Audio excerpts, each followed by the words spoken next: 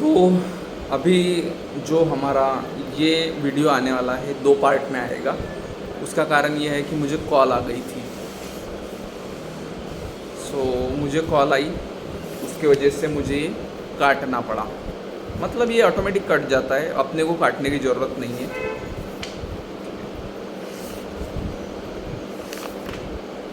अगर मेरे प्यारे दोस्तों, मैं आपके साथ इस सब्जेक्ट का कंटेंट अगर डिस्कस करूं तो मैं आपको बता दूं कि इंजीनियरिंग मैथमेटिक्स यानी ये ओवरऑल बिल्डिंग का बेस है। इसको स्ट्रॉन्ग बनाओ तभी जाके बिल्डिंग लंबे लंबे टाइम तक टिकी रहेंगी, और ना जस्ट टिकी रहेंगी, कोई भी आंधी तूफान को वो झेल लेंगी। तो unit 1 algebra, vectors and geometry, 3 चीज़ें इसके अंदर दी गई है। Unit 2 calculus, differential calculus and its application. उसके बाद में partial differentiation and its application, integral calculation and its application, multiple integrals and beta gamma function, vector calculus and its application. ये हो गया हमारे यूनिट 2 के अंदर, जो कि कैलकुलस बेस है। इसके अंदर टोटल 8 चैप्टर। उसके बाद में series, infinite series, Fourier series. उसके बाद में differential equation of first order. इसके अंदर टोटल कितने कंटेंट है वो देखा जाएगा। इसके अंदर टोटल 20 कंटेंट है। उसके बाद में यूनिट 4 के अंदर आएगा हमारा transform, Laplace transform, Fourier transform, Z transform. ये सभी बातें हमारे यूनिट 4 के अंदर आएंगी, जो कि चैप्टर का नाम है transform. Z transform, Fourier transform, Laplace transform. उसके बाद में थोड़ा आपको डिस्टर्बेंस फील होगा, बट आपको फोकस करना है।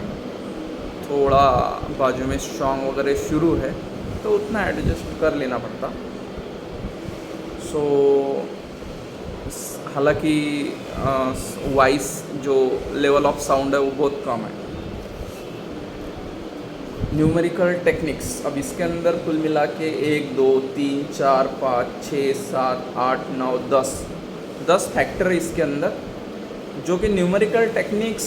इसके अंदर empirical laws, curve fitting, statistical method, probability and distribution, sampling and inferences, numerical solution of equation, finite differences and interpolation, numerical differentiation and integration. उसके बाद में difference equation, numerical solution of ordinary differential equation. तो ये कितना हो गया, 1 2 3 4 5 6 7 8 9, ये 9 हो गया। और 10वें नंबर का है हमारा numerical solution of partial differential equation. ये हमें इसकी ज़रूरत है, क्योंकि क्या है, फ़ैन चालू है, इसकी वजह से वो उड़ रहा। तो अभी बढ़ेंगे हम हमारे यूनिट नंबर 8 की ओर, जो कि है स्पेशल टॉपिक। अब ये स्पेशल टॉपिक क्या है भला, तो इसके अंदर है linear programming, calculus of variation. तो ये है कुल मिला के हमारा हायर इंजीनियरिंग मैथमेटिक्स। और लगभग इसके अंदर बहुत सारी बातें हमारी मैथमेटिक्स की कवर हो जाएंगी। हालांकि थोड़ा बहुत बेसिक मैथमेटिक्स भी आपको पढ़ना है, तभी जाके वो जो लेवल है वो आप अचीव कर पाएंगे। तो अगर किसी स्टूडेंट को डेरिवेटिव्स एंड इंटीग्रेशन की अगर ये चाहिए, फार्मूला शीट चाहिए, तो आप मुझे रिक्वेस्ट करें, मैं आपको फार्मूला शीट दे दूंगा, जिसके अंदर ओवरऑल जो हमारे डेरिवेटिव्स और इंटीग्रेशन के फार्मूला दिए गए हैं। तो अभी लीनियर अलजेब्रा के अंदर determinants and matrices, multiplication of matrix bye scalar. अभी स्केलर और वेक्टर तो हमको पता ही है कि क्या है। ये क्या है, ये एक क्वांटिटीज़ है, ठीक है, एक फिजिकल क्वांटिटीज़ है। Related matrix, transpose of matrix,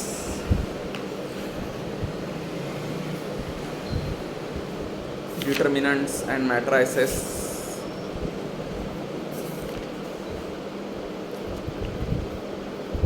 देखो आपने एएच दास भी लिया तो वो तभी भी कोई प्रॉब्लम नहीं है, और आपने बीएस ग्रीवाल लिया तब तो सोने पे सुहागा हो जाएगा। यानी ये इसलिए मैं बोल रहा हूँ कि बीएस ग्रीवाल ये सबसे जानी मानी बुक है in the field of engineering mathematics. So हालांकि मैं एएच दास को भी प्रमोट करना चाहूँगा, क्योंकि एट द टाइम मैं बैचलर डिग्री मैंने वही फॉलो किया था। और फ्री फ्रैंक अगर बताओ तो डिप्लोमा में भी यानी मुझे वो कॉन्फिडेंस नहीं क्रिएट हुआ जो होना चाहिए था।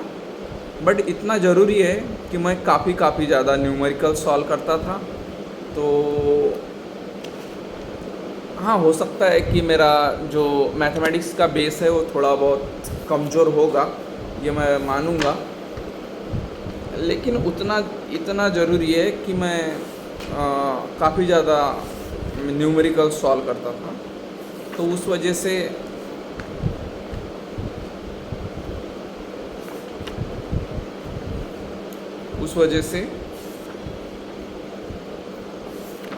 मुझे वो न्यूमेरिकल सॉल्विंग वाला अप्रोच तो आ गया था।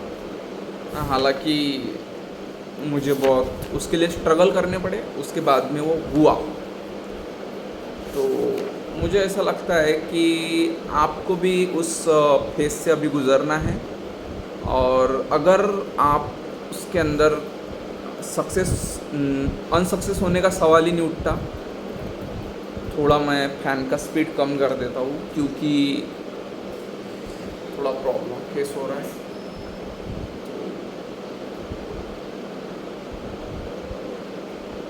थोड़ा तो करना पड़ेगा।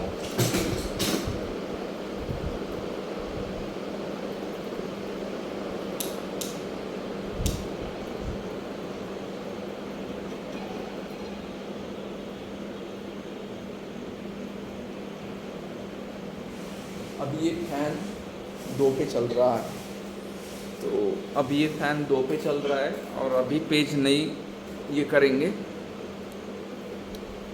तो अभी इसकी ज़रूरत ख़त्म। और अभी मैं आपके साथ कम्युनिकेट कर सकता हूँ काफ़ी प्रॉपर वे से। सो ये partial differential equation and its application, उसके बाद में फॉर्मूलाज आपको, अब अगर आपका कोई बोल सकते हैं हम, जो आपका जो बोन रहेगा वो तो फॉर्मूला बुक ही रहेगी। क्योंकि जब भी आपको दिक्कत आएंगी तो आपको सीधा वो फार्मूला बुक को उठाना है और उसके अंदर देख के आपका जो भी प्रॉब्लम क्रिएट हो रहा है उसको सॉल्व करना है। तो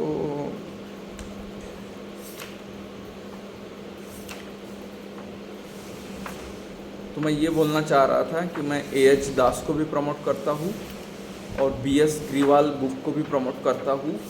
दोनों भी बुक ये बेस्ट बुक है, ना मैं किसी को कम या किसी को ज़्यादा बोल सकता हूँ, क्योंकि उतना मैं कैपेबल नहीं हूँ। क्योंकि और मैं उसको कभी बोलूँगा भी नहीं, क्योंकि हर एक टाइम में हर इंसान का टाइम पीरियड रहता है और हर इंसान बेस्ट कर सकता है, यही हमारा सोच है और आगे भी रहेंगी। सो ये है हमारा vector calculus and its application. उसके बाद में infinite series, Fourier series and harmonic analysis, Fourier differential equation of first order. इसके अंदर ऑर्डर चलती है first order, second order, third order. तो ये differential equation of first order है। आपको बहुत सारा फार्मूला को मैनेज करना पड़ेगा। मैट्रिसेस का फार्मूला है, उसके बाद में हमारे प्रोबेबिलिटी का फार्मूलाज है, उसको भी आपको मैनेज करना पड़ेगा। ओ low storage, phone slow down. Okay, हम काफ़ी जल्दी इसको सॉल्व कर देंगे, बस ज़्यादा से ज़्यादा हमारा 5 मिनट और चलेगा। उसके बाद में हम हमारा जो कम्युनिकेशन यहाँ पे रुका देंगे और देन आफ्टर हम कंटिन्यू करेंगे। क्योंकि क्या है, आज के टाइम में जो काम जो है वो थोड़ा बहुत हम बोल सकते हैं मोबाइल डिपेंडेंट लगते हैं। हालांकि है नहीं वो, क्योंकि अगर हम चाहे तो बिना मोबाइल के भी वो काम हो जाएगा, इतना मुझे पक्का पता है। हालांकि हम थोड़ा बहुत कंफर्ट जोन में जाने का प्रयास करते हैं, हालांकि वो कंफर्ट जोन बाद में हमको नेगेटिविटी देता है, ये काफ़ी एक ट्रू बात है। सो इसीलिए, लेकिन अभी क्या है, अभी हम इंजीनियर है और इंजीनियर को टेक्नोलॉजी के बारे में निगेटिविटी बोलना यानी इंजीनियर पे सवाल उठाने वाली बात हो जाएंगी। हालांकि इसका जो यूटिलाइजेशन है इस डिवाइसेस का वो काफ़ी कंट्रोल्ड मैनर में होना चाहिए। इसके लिए तो जो हमारा सिस्टम है, जिसको हम एडमिनिस्ट्रेटिव सिस्टम बोलते हैं, वहाँ से उसके लिए पॉलिसीज़ डिज़ाइन होना चाहिए। ये मेरा पर्सनल ओपिनियन है, ठीक है। ये मेरा ओपिनियन सिर्फ खुद के लिए मर्यादित रखूँगा, और पर्सनल ओपिनियन रखने का जो राइट है वो डेफिनेटली हर एक इंसान को है, और पर्सनल ओपिनियन रख सकता है कोई इंसान। हाँ, उतना ध्यान रखना चाहिए कि उस ओपिनियन से किसी का जो हम बोल सकते हैं ना, जो इंटेलेक्चुअल प्रॉपर्टीज़ वर्ड सही नहीं है, किसी के भावना को हम दुखा नहीं सकते हमारा ओपिनियन दे के, बस उस बात का ध्यान रखना चाहिए। हाँ, एक कॉमन ओपिनियन अगर देंगे हम तो बात अलग है, लेकिन किसी का भावना के साथ हम खिलवाड़ बिल्कुल नहीं कर सकते। तो application of PDE, partial differential application, उसके बाद में complex number and function, calculus of complex function, उसके बाद में लैप्लास ट्रांसफॉर्म। ये हमारा 4 नंबर का है transform, Laplace transform of elementary function. इसके अंदर कुछ फॉर्मूले दिए गए हैं, इसको भी आपको नोट डाउन करना है। उसके बाद में ट्रांसफॉर्म ऑफ डेरिवेटिव्स। अगर मैं आपको सिलेबस पढ़ के बता दूं तो इतना तो सिलेबस है नहीं। चलो एक काम करते हैं, अभी हम कॉमन वे से इसको देखते हैं। ये जो वीडियो रहेगा ये हमारे डिप्लोमा वाले स्टूडेंट के लिए भी रहेगा। ये वीडियो हमारे डिग्री जो ऑन द वे है, जो अपीयर्ड है, वो हमारे डिग्री वाले जो स्टूडेंट है उनके लिए भी रहेगा। ये वीडियो उन लोगों के लिए भी रहेगा जो अभी इंजीनियरिंग सर्विसेज एग्जामिनेशन की प्रिपरेशन कर रहे हैं, या फिर graduate aptitude test in engineering, that is the GATE, जो गेट के एस्पिरेंट है, जो अभी प्रिपेयर कर रहे हैं, या फिर जो अभी रिपीटर्स है, या फिर हम बोल सकते हैं कि जो अभी जस्ट अभी उनका प्लान हो गया है गेट फेस करने का, ठीक है। मतलब वो हो सकता है 2026 का गेट के लिए प्रिपेयर कर रहे हैं, वो भी बच्चे दे सकते हैं। हाँ, तो ये उन सभी लोगों के लिए है जो कि इंजीनियरिंग मैथमेटिक्स के साथ कांटेक्ट रखते हैं, ठीक है। Calculus of complex function, Laplace transform.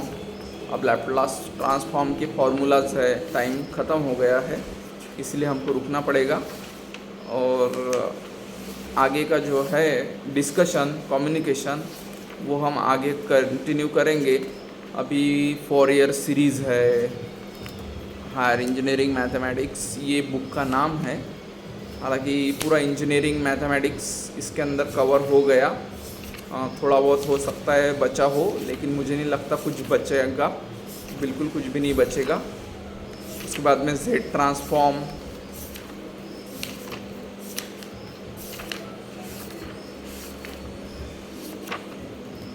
Statistical method,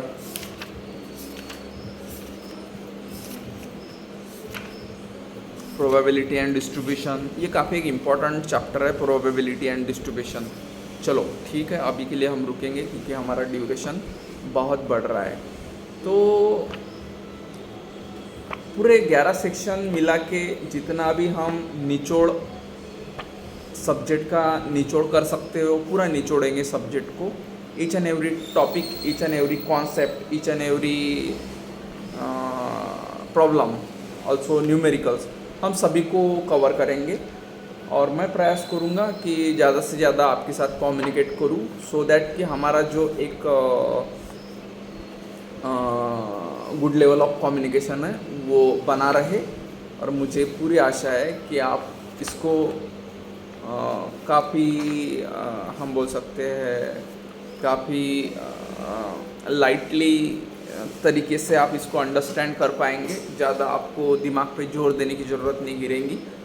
और एक मैं यहाँ पे अभी एक डिस्कशन करना चाहूँगा, हालांकि वो डिस्कशन नहीं है, वो आपके लिए एक अपॉर्चुनिटी है। और ये अपॉर्चुनिटी ये है कि किसी मेरे प्यारे दोस्त को या फिर मेरे प्यारे व्यूअर्स को रशिया जाके पढ़ना है, बिल्कुल मतलब जो उसका जो एक्सपेंस आएगा वो नई के बराबर, यानी नई के बराबर इन द सेंस उसको वहाँ पे जो कॉलेज फ़ी वगैरह है वो ऑलमोस्ट लाइक जीरो के समान रहेंगी।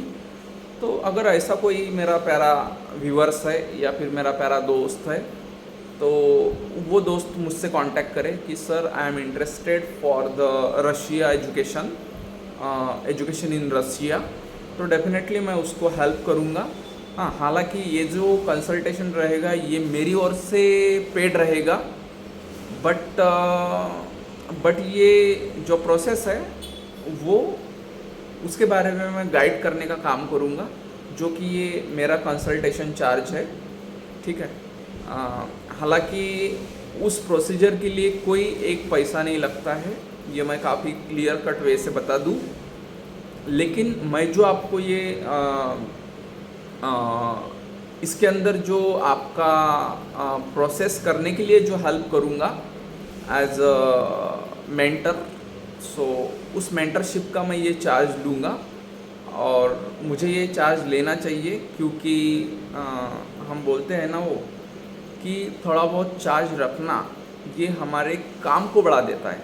ठीक है, हालांकि ये काम मैं आपके लिए फ्री में भी कर सकता हूँ, लेकिन मैं इसलिए नहीं करना चाहूँगा कि उस काम की वैल्यू, उस काम का इम्पोर्टेंस आपके दिल में बना रहे, सो दैट मैं मेरा कंसल्टेशन चार्ज लूँगा। और वो जो मेंटरशिप फी है वो काफ़ी निग्लिजिबल रहेगी। वो हम जब हमारा कम्युनिकेशन होगा ऑन द मोबाइल और ऑन द ईमेल, तभी मैं आपको वो बातें बता दूंगा कि मेरा कंसल्टेशन चार्जेस और मेंटरशिप फी कितना है। सो अभी के लिए हम रुकेंगे। मैं था आपका दोस्त NW मनोहर और हमारे एकेडमी का नाम है नितिन मनोहर academy.education। अभी के लिए रुकेंगे और मिलेंगे हमारे नेक्स्ट कंटेंट में। Thanks a lot.